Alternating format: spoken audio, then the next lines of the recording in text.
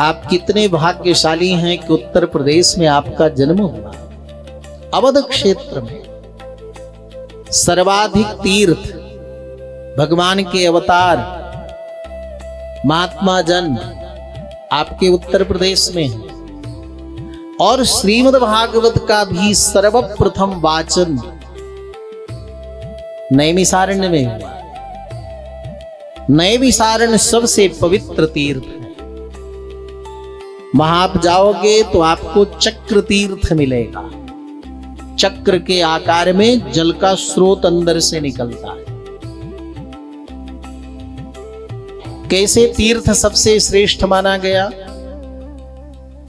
एक बार भगवान नारायण से ऋषियों ने कहा, प्रभु कोई ऐसा सुंदर दिव्य स्थान बताइए जहां हम भजन कम करें, लाभ ज्यादा मिले। सब लोग ये चाहते हैं परिश्रम कम करना पड़े, धन ज्यादा मिले, सुख ज्यादा मिले। तो भगवान ने अपने सुदर्शन चक्र को भेजा और कहा, जहां ये चक्र जमीन में गिर जाएगा उसी को परम पवित्र मानना। पूरे ब्रह्मांड की परिक्रमा करता सुदर्शन चक्र नैमिषारण्य में गिरा। और जब वो चक्र नीचे गिरा तो अतल वितल सुतल तलातल रसातल महातल पाताल लोक में चला गया। भगवान का चक्र भयंकर। अब जल निकलने लगा बड़ी तीव्र गति में, सारा जगत डूबने लगा। तब ऋषियों ने भगवान से प्रार्थना की। तब भगवान ने समन किया। इसलिए भगवान नारायण के द्वारा मार्ग निर्दिष्ट हुआ, निश्चित हुआ। ऋषियों के द्वारा तपमय नैमिषारण्य तीर्थ है, चक्र तीर्थ। और उसको वैकुंठ भी कहते हैं। 8 भू वैकुंठ है ना हमारे भारत देश में। मरने के बाद उस वैकुंठ में कोई जाता है तो लौट कर नहीं आता। लेकिन हमारे भारतवर्ष में जो 8 भू माने जमीन में वैकुंठ है, वहां जाकर रहकर दर्शन कर वापस अपने घर लौट सकते हो। कितना दिव्य स्थान है हम लोग। तो उन 8 दिव्य देश में एक है नैमिषारण्य। नैमिषारण्य में भगवान अरण्य के रूप में रहते हैं। अरण्य माने जंगल।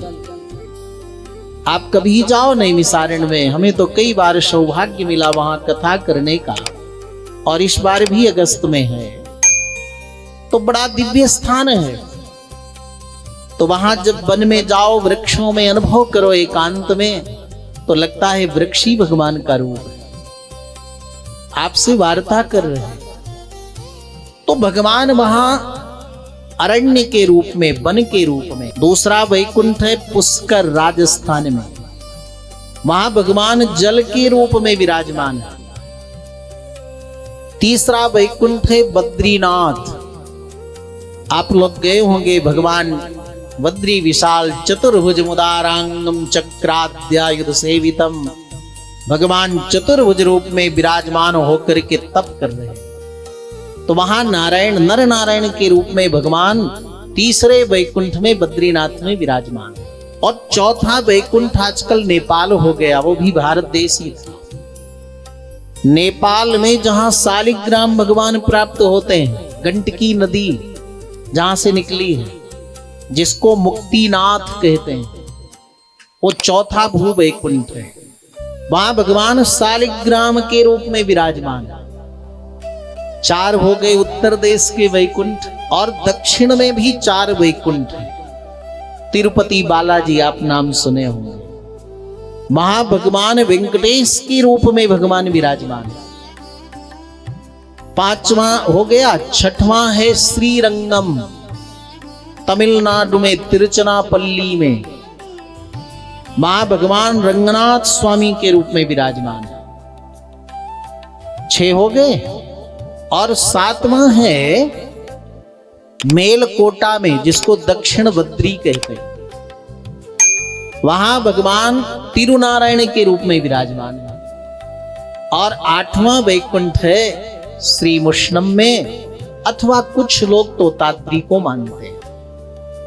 भगवान ने आपको जीवन दिया है, सामर्थ्य दिया है, तो तो अपने जीते दिन 8 भू वैकुंठ में यात्रा जरूर करनी चाहिए।